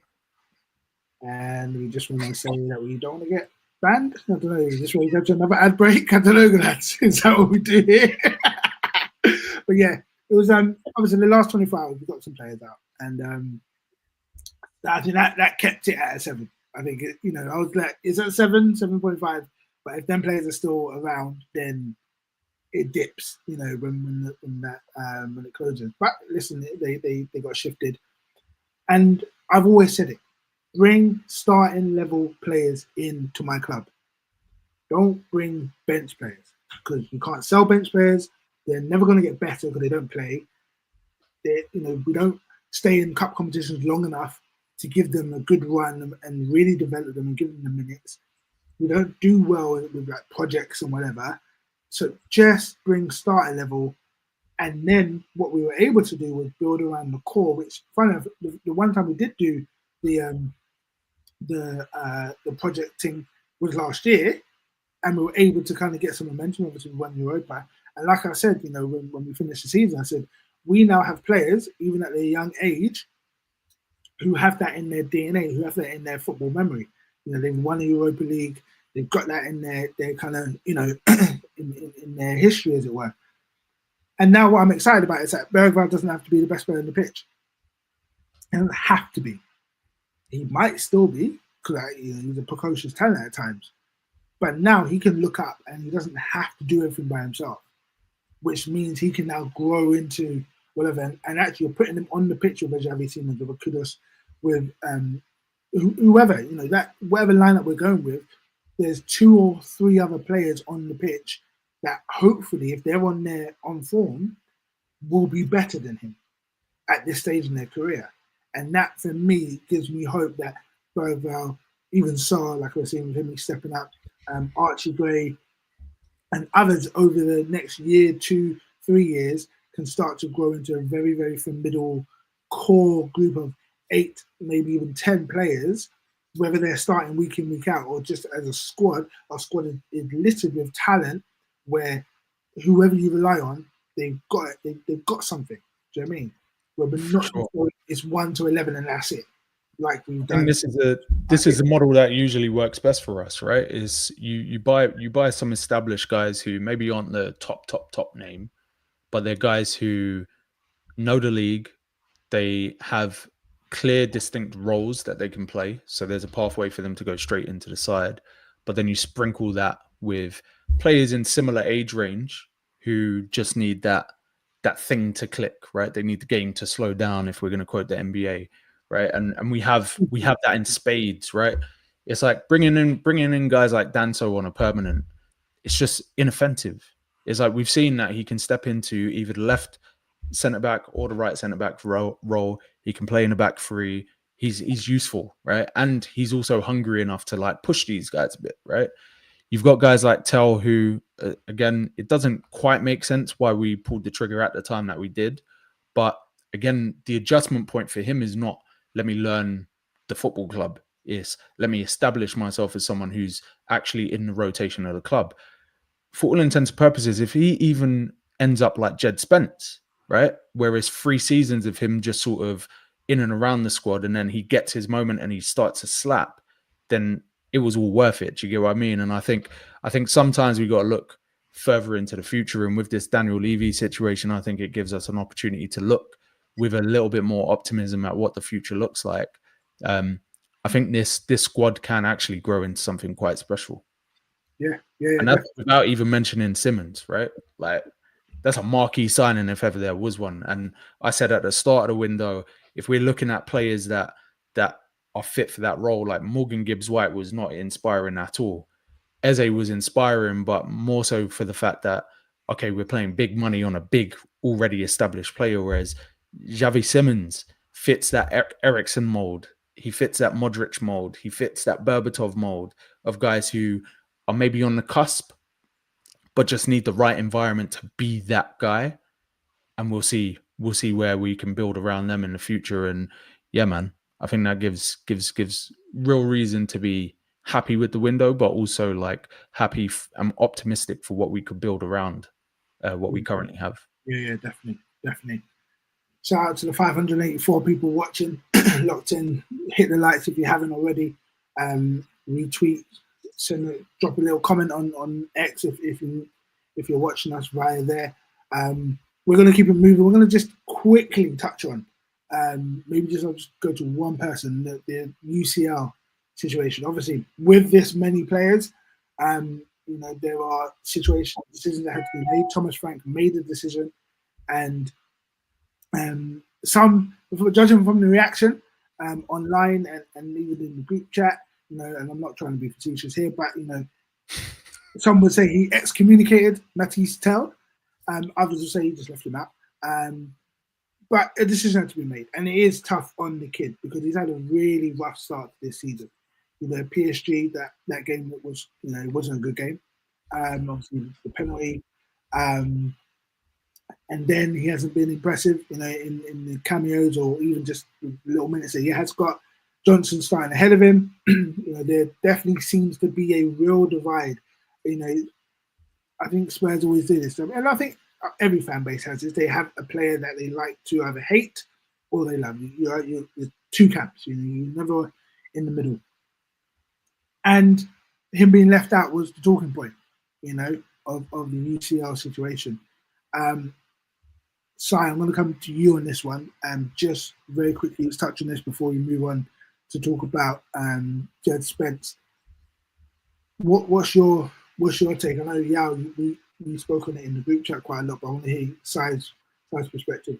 I'm pretty certain Jed Spence got left out of the Europa League squad last season, so I'm not bothered, man. Like there's 2 domestic cup competitions. There's inevitably going to be dips in form or injuries that are going to require us to utilize the full extent of the squad. And to be honest, I think maybe this is the reality check that he needs, right? Like, I know in the lead up to him even joining Spurs, there was some like murmurs about him maybe not even fancying the move because we weren't big enough or we weren't a Champions League side and all of this stuff. It's like sometimes for these younger players, they need to face a little bit of adversity for them to get that rocket boost to really reach the potential that they were supposed to have. And we've had many of them. Gareth Bale was going to get sold or put on loan to like Birmingham or some shit. Like, we've had guys like, again, Jed Spence, who 18 months ago was pretty much looking like he was going to be sold, right? So yeah, exactly. So I look at this as an opportunity more than anything, and I think if it means that Odebear is going to get more minutes at a higher level, then it works out, right? Let it all work out, because the fact of the matter is we just need one of those two kids to start producing, and then I think the complexion of this team looks very, very different. So yeah, it's unfortunate for him, but hey, where one door closes, others open. So hey man, Matisse Tell, we support you. Just bang when you get the opportunity, rude boy. Yeah, you got to step up. Got to step up. Got to step up, definitely. Someone tweeted it. I believe it was Ohio. He said, watching Jed Spence, in England training, it's like watching like your son, or I think he might say brother. It's like watching a family member just mature into what you always knew would be. You just have so much pride, right? Now we know, we're in the stands. Okay, we go to games. We're there. We know the comments. We've heard the vitriol. We've heard the how people like to dismiss certain players for certain reasons. They buy into certain narratives. If one man says it, it must be true. And we stood firm in our opinion about Jed Spence, about his talent, about his contribution he can make to this club. And now he's up there. He's been selected as one of the top fullbacks in the country. We talk about him being a lockdown defender. He's had some incredible games against the top wingers in the league. And he's bristling with confidence. Some will call it arrogance. It is what it is, right? It's deserved. He's now with the England setup. And yeah, I want to ask you, do you think he has what it takes to lock down, excuse the pun, but do you think he has what it takes to lock down the England fullback position, whether it be on the right or the left? Who's England's left fullback? Well, it could be anyone. They played Trippier. They've played anyone there, bro. Right now, it belongs to. I think they might have played Lewis Hall there. Oh, that's not a shot at Hall. He's actually Lewis Skelly. Lewis Skelly's there. Okay, yeah. Moving into midfield. Forgot about it. Yeah, I'm just here to let you know that fullback position belongs to Spence, left or right. Doesn't really matter, bro. Actually belongs to him. What I will say is this: size, right? He's gone through some adversity and he's come out the other end, and he's shown his quality, which was always there. It's just a case of like you have to show it on a consistent basis. And last season, I think it was fairly the same, maybe bar one member of the NSO pack where people were like, "Man should be the starting right back." We don't really care. And my tune hasn't changed. I'm just letting everybody know right now. My tune hasn't changed. Yeah, I know. Mr. Pedro has obviously improved, but that's not enough for me, bro. Personally, I would start Spence and Udogie as your starting fullbacks, but such is life. That's my personal opinion. I think he can get a starting position for England. I think he can lock it down because England's kind of very weak in the fullback role, if I'm being brutally honest. And if Tuchel's smart, I'd start him at right back and have him as the established English right back moving forward. I don't see anyone really challenging him. Maybe Livramento, yeah, I think that's the thing. I don't think it's weak. I just think no one's really taking it on.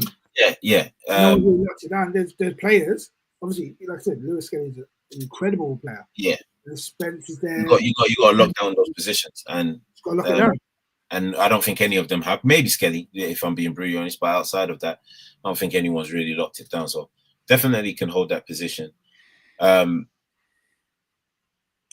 Not to go off course in terms of my thought process, but I see what's happening with Tell, exactly what happened with Spence.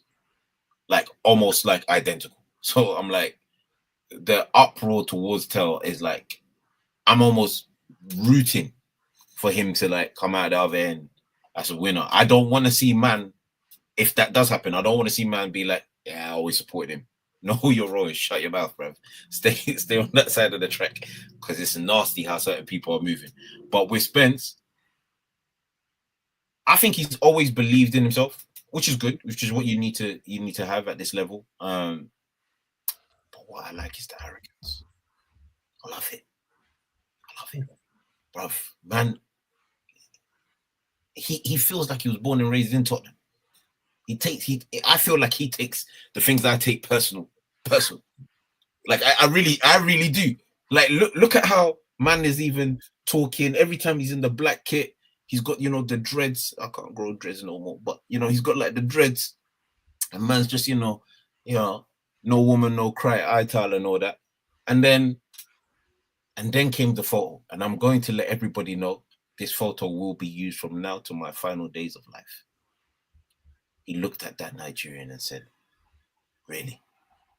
This is what you tried to do to us, man, this summer?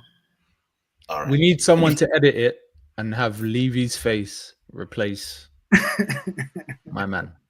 We need somebody to edit it and have Levy and my man in the same photo. Just both fast yours. Yeah. Listen, honestly, I think Jed, how old is he now? 25?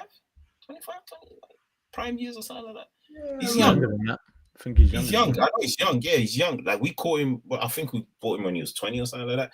But two managers have to 25. 25. Oh, 25. Okay. So yeah, he's been around for a minute. But two managers have to apologize. The first manager is obviously Antonio Conte, who I think is an absolute fraud anyway. I'm not going to change my tune on him. I think he's a twat. And the second one is Ange. Both of them, well, Conte threw him under the bus as a club signing, didn't want to use him, like literally shifted him out, treated him like garbage. And then Ange tried to take credit for the turnaround in his form.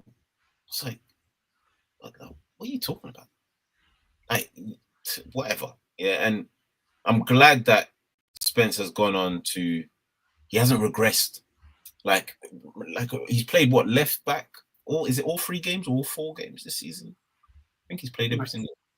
Yeah, so he's played fullback all of those games this season, and not an issue. Not an issue. I personally think Spence is looking at Porro every single training. Exactly. Like, he needs to be. Like, I'll be very interested to see what happens when Destiny is back fully. It has to be Spence and Destiny. You know me, guys. You know me.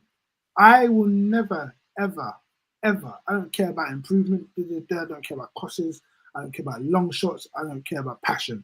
I will never, ever back a right back that can't track. Oh, 100%. If you can't track, it's literally half of the fullback's game. Is seeing it from the other side of the pitch and it's coming over. It's literally half your game. If you cannot, we saw it against Bournemouth. Semenyo was just waiting. Let me just wait, because he's going to miss it. Can't track it. Anyway, for me, it's always been Spence and Destiny. That should be the pairing. I would go with that, because I'd rather you lock down defensively, and I will take whatever going forward. Right? 1000%. And Spence is not bad going forward. Right? He may not have a wonderful right foot, but even that wonderful right foot is sometimes with a low IQ, Porro. So, like, it's not always, you know, like we're not looking at Trent here. Let's just be honest. So, I'll take the kind of little bit of regression on the attacking side of it if I know that when Semenyo's coming down or whoever onto that wing, I feel more confident that Spence is going to be able to, look, he's not unbeatable, like he's never going to lose a duel, but I'm more confident with him on that side. And he's pretty damn close, and he's got the energy for it. He's got the energy for it. Bring me your best winger. He's got the desire for it. He wants to be that person. He wants to be known as that person. Do you know what I mean? So I would play them too. It'd be interesting, like I said, to see what happens when both of them are back in the mix. When Destiny's there, Spencer's there, Destiny's fully fit. What lineup? Because when he brought him on against Bournemouth, he looked a lot better. That 4-2-3-1 with players who run straight lines on their strongest foot, right? And they open up the space in the middle for the double pivot to do what they need to do, for our 10 to do what they need to do. It opened up a lot, and I'm very much a fan of that. So let's. Do you want to add? Yeah, go. I want to add an important point, because we cannot gloss over history, especially at a time where St. George's flags are popping up left, right, and centre. We must say, mashallah, to a first outwardly Muslim England player in 2025, mind you, in 2025, right? Like, September, it can't be glossed over. of all the times. Exactly. So yeah, I think seeing these sort of things happen generally bring a sense of pride to us. Obviously, we've been advocating for representation across all areas of the game, but to see it at our football club makes it additionally special. I can now look at my sons and I'll gladly put a Jed Spence 24 shirt on my boys, as the representation point for them and their experience moving forward. It makes you proud, as you say. It's like watching your son, but also it puts new light on the fact that, again, things aren't always easy. There's not always a linear path, right?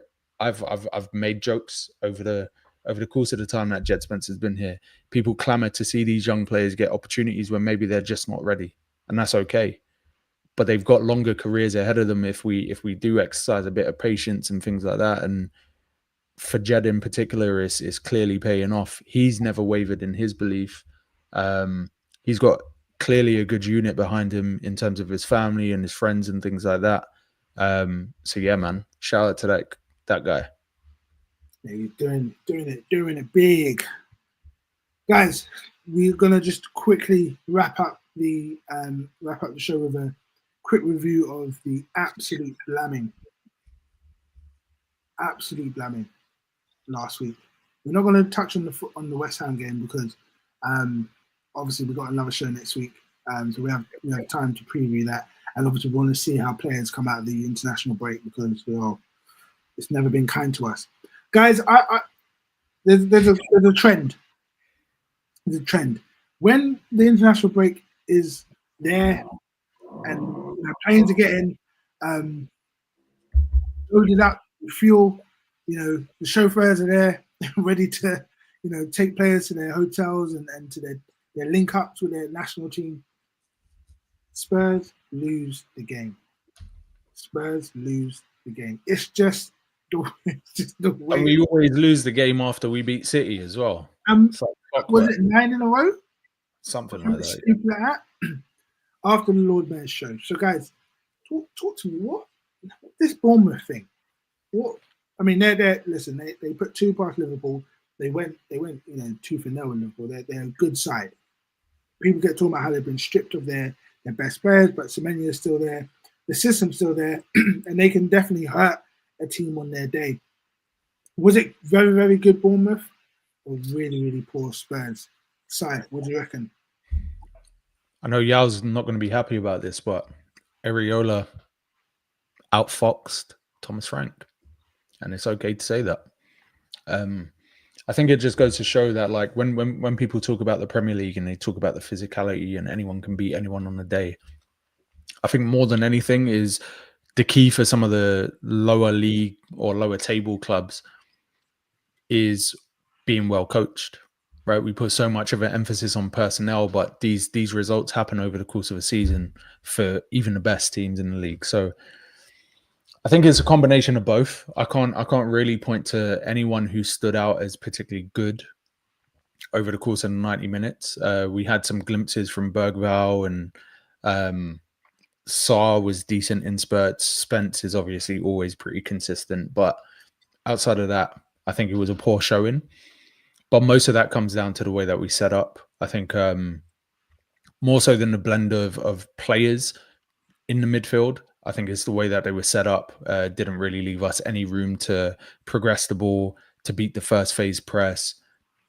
I feel like we just got stuck in routine builds, right? And when you are facing presses that are as good as Bournemouth's, you need to be a little bit more clever, right? And I would have liked to see Paulinho drop in to make a back three, for the fullbacks to push forward, almost to set like a 3-4-3 and build up, just because that way we would have been able to replicate what we did against PSG to actually beat that first press, establish some form of territorial advantage, and just negate having to play basketball with a team that ultimately are going to hurt you on the break. So yeah, it's a learning experience though. It's not all doom and gloom. I'd rather it happen now than in 6 months' times when we're like really trying to establish continuity in things. So yeah, hopefully Thomas Frank can adjust better in game and maybe not leave it to late game personnel changes to seeing us adapt to what the opposition is showing us.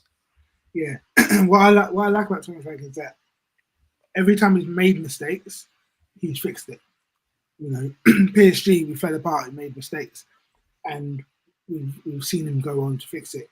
In the City game, we're definitely more resolute when we're 2-0 up. You know, different formations and whatever, different players, but it's more resolute. We see how he tweaks things and how to the game manage. So I'm hoping that from the Bournemouth game, where if we go, if we concede early against West Ham for whatever reason, you know, there's tweaks. If they try to replicate that press, or if we're playing against a Crystal Palace, you know, away at Sellers Park, you know, that's not an easy place to necessarily go. That we can figure these things out a little bit quicker. Like you said, it did take too long for us to figure it out, took too long for us to get any momentum. And really it wasn't until the last 15, 20 minutes of the game where there was any sort of sustained direction and momentum in our direction, and where it looked like we were going to be able to challenge for anything.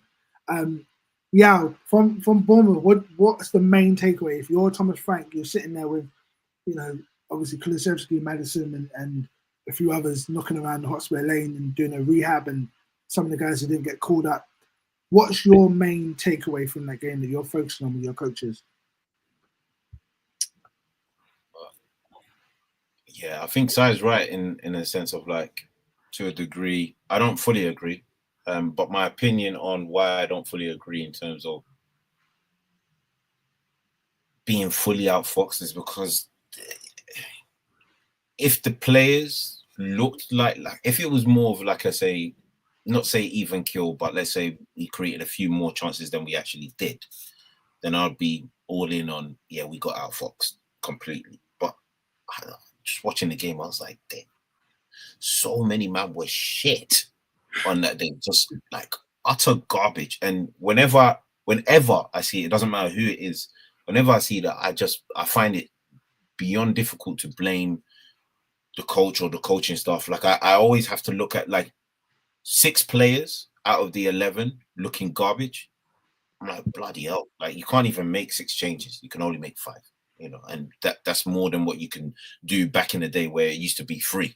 So I do agree some changes could have been made earlier, maybe, you know, rejigging of the formation and change things at halftime. Those things can all definitely play a part. I think as the coaching staff, you've had your four games, you've had your experiment. Now you have to be ruthless. You've had your pre-season into the start of the season with your early 4 games. Now we're going into the real bulk of the season where it's going to be 2 games a week without fail, sometimes 3. We can't be playing Johnson like week in, week out. We've got bodies now. You know, we've brought in Xavi, we've brought in Kolo.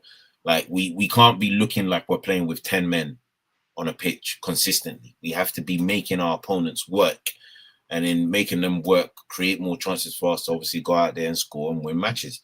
And I know people will be like, "Oh, you're just zeroing in on Johnson." I don't really care. I don't give a damn. You know, like, we have to be brutally honest out here. We ain't got time for it. The game that we just watched, Paulinho wasn't too great. Neither was Bentancur. Sarr wasn't great, which was disappointing. But Sarr's not a 10. Let me make this very clear. He's not a 10. He's done very well at the beginning of the season, but he's not a 10. He is a box-to-box, quite energetic box-to-box player. Yeah, and he doesn't need to be starting week in, week out either. He is still a youngster, still learning the trade, still getting used to the vigors of this Premier League. So he doesn't need to be starting week in, week out. We need to be ruthless. And in games where we're expected to win or might be the more dominant side, then you can risk it with a Archie Gray and a Bergvall, you know, as you're starting, like we did in the opening game of the season. You know, like you can risk it a little bit. And if it's not going according to plan, then bring on the big guns and, you know, go and get your victory. You can do that. But in a game where Bournemouth are, and it's Bournemouth, Brentford, Brighton, the triple Bs, BBLs, yeah, them man are established Premier League squads. You're not going to go face them home or away and just roll them over. Like you're going to have to fight to get a victory against these men. And so I'm not surprised that Bournemouth came and did what they needed to do. But yeah, we need to be, or the coaching staff, should I say, need to be ruthless in their squad selection. If, for argument's sake, it might be a case of, you know, Johnson doesn't play in the league game, but he might have some sort of, you know, game time in the Champions League game against a lesser opposition, because you've seen the draw.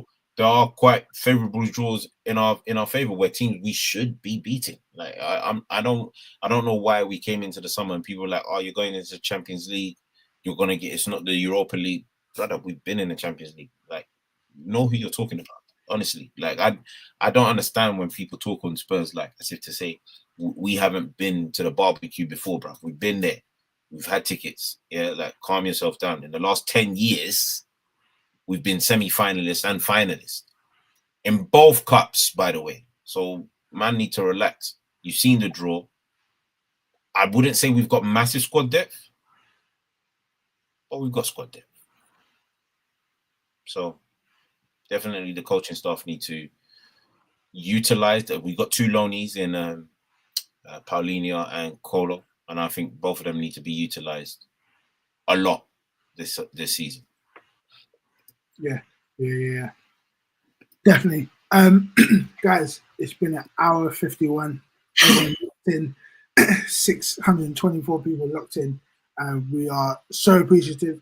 Make sure you do follow us on socials, follow the main Touchline Fracker, the whole family. Hit us up, comments, likes, everything.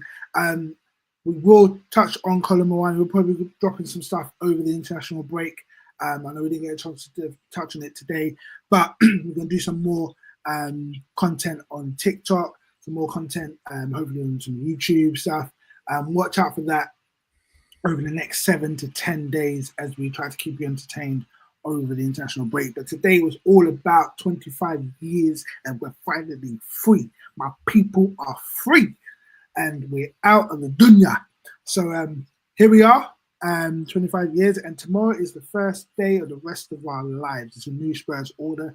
Levy is done. It's me. Sai has been on. Yao's been on. Shout out to our boy George. Shout out to our boys from the RBL who joined us earlier. Guys, this guy. It's been a pleasure, and we are out. See you. Peace.